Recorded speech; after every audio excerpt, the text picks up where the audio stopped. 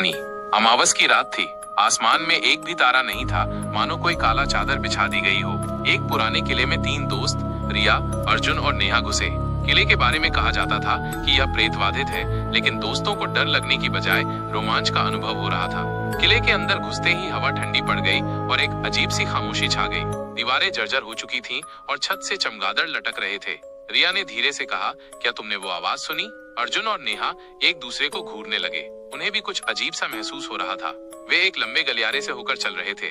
गलियारा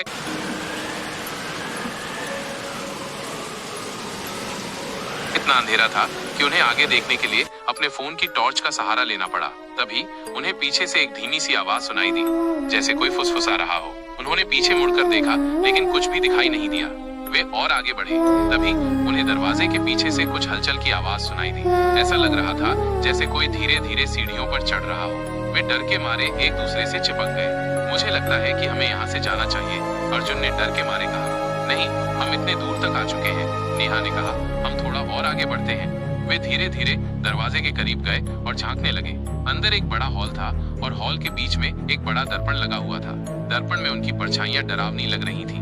तभी दर्पण में एक धुंधली आकृति दिखाई दी। ये एक बूढ़ी औरत की आकृति थी, जिसकी आंखें लाल थीं और चेहरे पर झुर्रियां थीं। औरत धीरे धीरे दर्पण से बाहर निकली और कमरे में खड़ी हो गई। तुमने मुझे जगा दिया है, औरत की आवाज डरावनी थी। अब तुम मरोगे। रिया, अर्जुन और नेहा डर के मारे चिल्लाए और भागने लगे। वे किले से बाहर निकलने की कोशिश कर रहे थे, लेकिन बूढ़ी औरत उनका पीछा कर रही थी। वे किले के मुख्य द्वार तक पहुंच गए, लेकिन द्वार बंद था। बूढ़ी औरत उनके करीब आ रही थी। वे डर के मारे रोने लगे। तभी एक तेज बिजली चमकी और बूढ़ी औरत गायब हो गई। रिया, अर्जुन और नेहा ने एक दूसरे को पकड़कर किले से बाहर भाग निकले। वे किले से दूर जा रहे थे, लेकिन उन्हें लग रहा था कि बूढ़ी औरत अभी भी उनका पीछा कर रही है। अंततः रिया, अर्जुन और नेहा कभी भी उस किले को भूल नहीं पाए।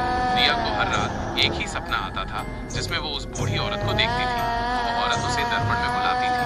रिया जानती थी कि अगर वो फिर कभी उस किले के पास गई तो वो कभी वापस नहीं लौटेगी। कहानी का